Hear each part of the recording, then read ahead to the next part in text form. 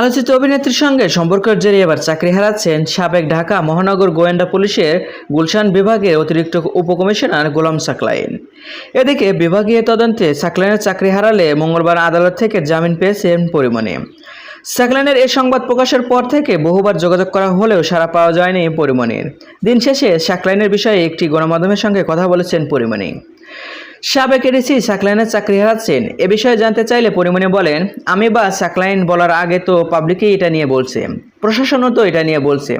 এখনও তো মনে হয় না আমার কোনো কথা বলার দরকার আছে, তবে সময় হলে এ বিষয়ে কথা বলবো। অপর এক প্রশ্নে সাকলাইনের চাকরি হারানোর পিছনে অনৈতিক সম্পর্কের কথা বলা হয়েছে এ বিষয়ে জানতে চাইলে পরিমণি বলেন, সম্পর্কে বিষয় যদি আসে এটা তো একজনের ব্যাপার না, দুজনের পক্ষ থেকেই আসে। এখন পর্যন্ত আমাদের সম্পর্কটা তো কারোর কাছে পরিষ্কার নয়।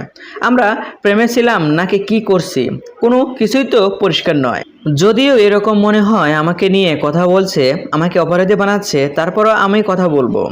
আমার মনে হয় না সে অন্যরকম এ ধরনের কথা বলবে। সাকলাইনের সঙ্গে কেমন সম্পর্ক ছিল এমন প্রশ্নের জবাবে পরিমণি বলেন, যেখানে সম্পর্কটা ডিফাইন করার আগে এত অপবাদ নিয়ে ফেলেছি, সেখানে ওই সম্পর্কটা কি তা নিয়ে কথা বলার জায়গা তো কেউ রাখেনি। আমার মনে হয় না এটার আর কোনো দরকার আছে যেটা নিয়ে এগোনো যাবে। আমার শুধু মনে হয় সাকলাইনের ব্যক্তিগত আক্রোশের মধ্যেই পড়েছে। সো ভিউয়ার্স, এটা কি ঠিক? আর হ্যাঁ, বিনোদন জগতের সকল ভিডিও পেতে চ্যানেলটি সাবস্ক্রাইব করুন। ধন্যবাদ।